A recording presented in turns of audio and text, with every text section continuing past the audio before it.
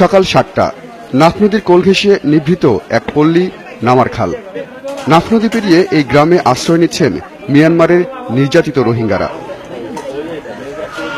তাদেরই একজন সদ্য নবজাতকের জন্ম দেয়া এই মা মিয়ানমার থেকে পালিয়ে নাফ নদী পাড়ি দেওয়ার সময় তীব্র শীতের রাতে নৌকাতেই জন্ম হয়েছে এই নবজাতকের। এমন দুর্যোগেও সবাইকে অবাক করে মায়ের উষ্ণতায় বেঁচে আছে শিশুটি।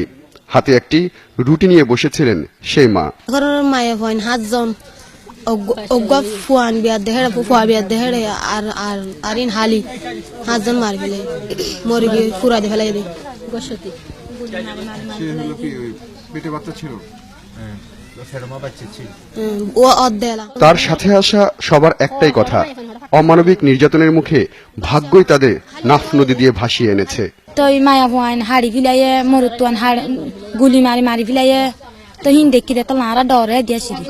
সকাল 7:30টা নাফ নদী তীরের দিগন্তজোড়া বিল পেরিয়ে দলে দলে মানুষ আসছে। তাদের চোখে মুখে আতঙ্ক, এমনকি ক্যামেরা দেখেও তারা ভয় পাচ্ছিলেন। অভয় দিতেই ডুকরে কেঁদে উঠলেন নির্যাতিত নারীরা।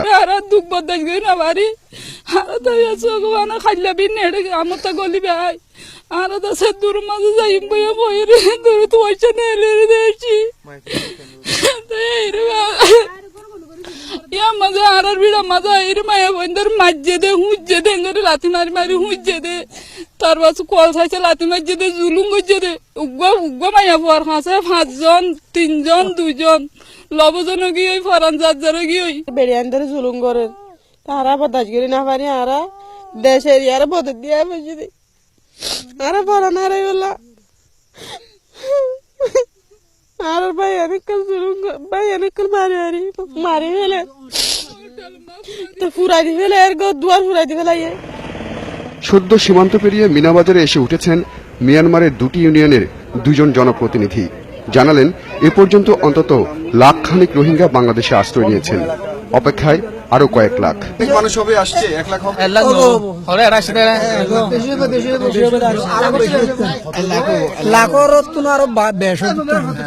একই বক্তব্য স্থানীয়দেরও।